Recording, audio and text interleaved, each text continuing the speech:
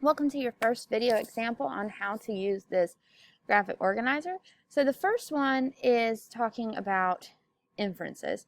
So I've told you guys that inferences are pretty much a conclusion. So you take what you see and you add to what you know, and then you come to a conclusion as a reader, which you do all the time. This is you coming to, you guys, taking everything you got and putting it all together and then just speaking honestly your educated opinion into the world.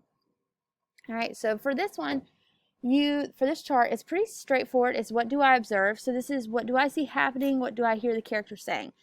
In this particular box, you can pull something directly from the text, which is what I did. I went and copied and pasted directly from the text, simply because there's nothing that shows you what I've seen better from the text than the text itself. And it also stops you from adding your opinion too early. So the whole point of this exercise is for you to take what you see and then add what you know. So if you're typing in your observation right here, more than likely you're already doing this without thinking about it, which is something that I noticed going through some of your work in previous lessons, that you will go ahead when you're citing evidence and pull inferences as your evidence, and that's not what we're doing. I just need the straight evidence on this. So for my inference, I'm going to focus on this moment right here, and because I've asked you to do it along with me, I have my story pulled up. This is from the third paragraph of the story. So it says, "It is impossible to say how the idea first entered my head." So I don't know what the idea is yet, and if you were reading the story, you don't know what the idea is yet. "There was no reason for what I did. I did not hate the old man. I even loved him. He had never hurt me, and I did not want his money." So for this one, I have what the character actually says, and then what do I already know about what I observe. So where have I seen this in my own life? Where have I heard things and you said like this before? So I have to take the stuff I know from the rest of the story now and kind of piece it together. So I know from the rest of the story that he does kill the old man. Okay.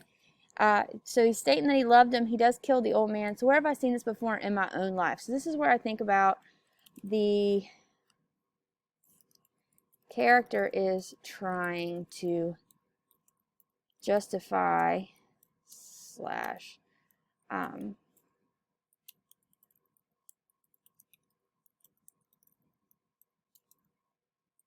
so he's trying to make himself seem more innocent. So where have I seen this? Where have I seen this before in my own life? This is actually my inference. I did this in the wrong order. Oh, goodness, y'all. So this is actually what I can conclude here.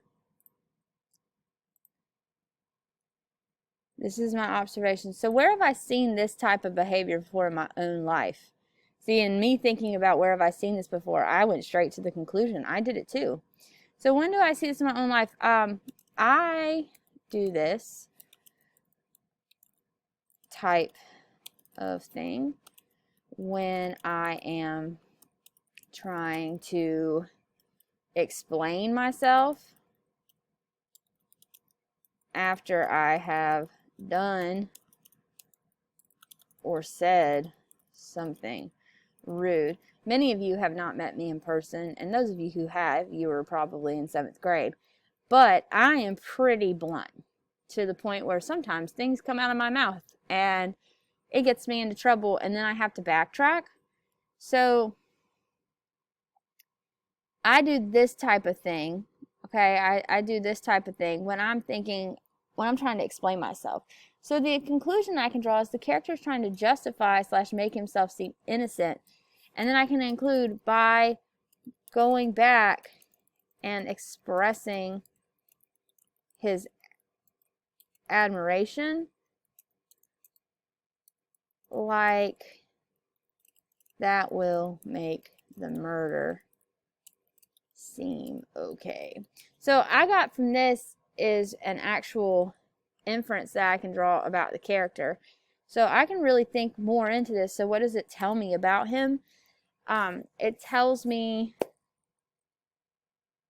that he thinks what he did is okay.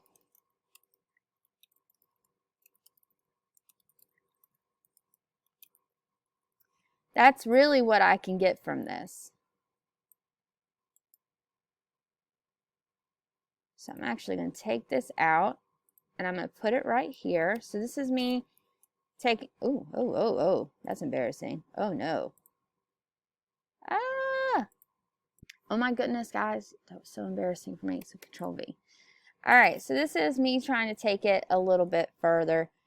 He thinks, and overall, my conclusions is just that he did that. I'm actually going to take this over here. So you can see your brain, this is one of those times where you can see in my thinking how I have a hard time doing this, that I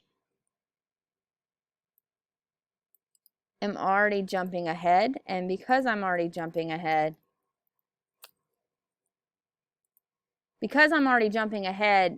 I am having a hard time with my inference. Your brain naturally does this all the time. All that gray matter you got up there, it was built to build and create inferences. You are constantly making judgment calls and drawing conclusions about the world around you. So it's really hard to take it and break it down into these little pieces, as you can see, because I'm sitting over here struggling on my own. So just think about it like that. So tell me, give me an exact quote of what you see, okay?